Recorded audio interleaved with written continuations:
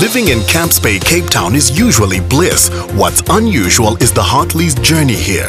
Having followed a stage career, Sue met David, a psychologist turned resort developer, at work in London. Since then, houses have been the one constant in their technicolored lives. What was it about this particular street and location?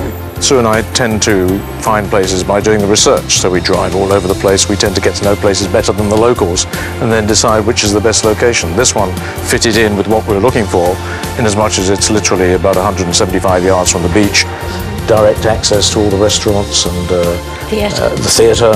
And once having found this location and lived in the existing small bungalow that was here, we then asked our friend to help us build something that was fitting for the area. Paul, what was your original brief as opposed to the vision that you created?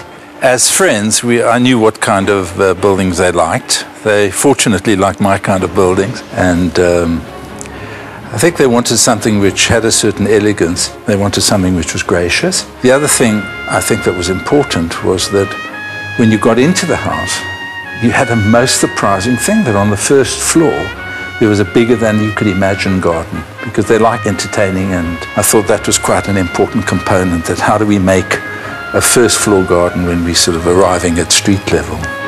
To create this elevated garden with its view and privacy, they dug down so the ground floor rooms at the front of the site were lower. Then at the open back of the property, they filled up to ceiling level with soil, so this first floor could cover almost the entire footprint. For practicality, they used artificial grass, which they brush once a week, and Paul cleverly fitted a lap pool into this space. Considering it's such a brand new home, it still looks very warm and cozy. It's exactly what we were trying to achieve. We were looking to produce a house that was modern yet a home.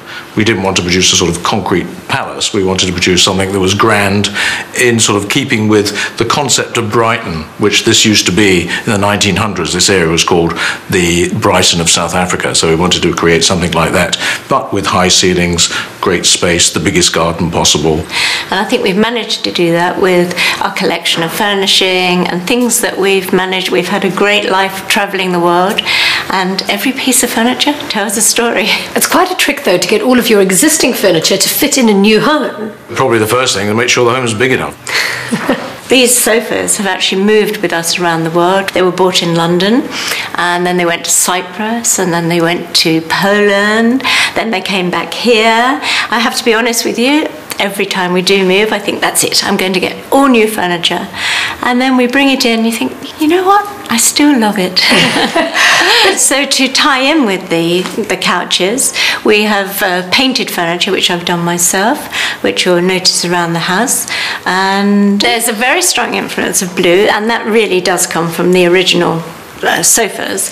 But I've introduced this kind of cerise pink because when we were in Poland, I had a whole new colour scheme there, and I brought these cushions back with me, and that's when I thought, okay, now I can introduce some maybe orchids, and just to bring that pink colour through.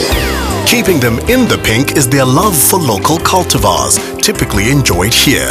As we go through to the dining room, this is a fantastic entertainment place, and it's, as you can see, the heart of the home is definitely the kitchen. But as cozy and country as the rest of the house is, the kitchen is so modern and so clean. Well, that's exactly what I wanted it to be.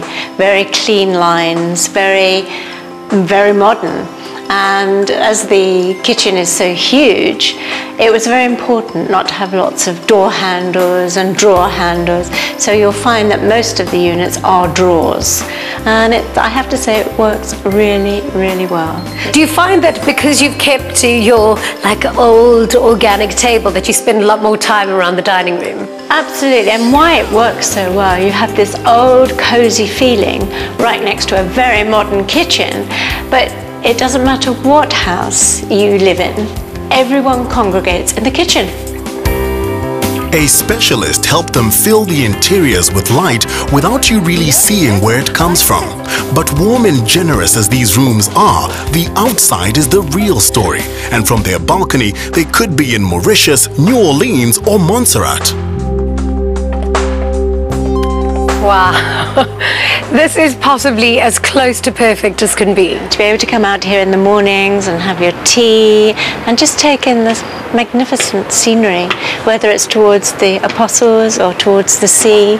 And it's always interesting, apart from being spectacularly beautiful, it's quite interesting to see what's going on around you in the rest of Camps Bay. And as you know, Camps Bay is unique. And that's coming from someone who's spent time in Argentina, France, Greece, and seen the very best of coastal living. While their first renovation in the early 80s turned a 1,400% profit, no matter what they're offered on this one, handing over the keys will be tough. Well, I'm in love with your home. Thank you. Why did you decide to settle in Cape Town, though, as opposed to all of the other countries that you had opportunity to live in? We honestly can't think of anywhere better to live. Yes, of course, there are wonderful places to visit, but to actually live here and be part of the community for us has been a dream come true. We could have told them that there's nowhere like Camps Bay, but then they'd have missed the incredible journey that brought them here.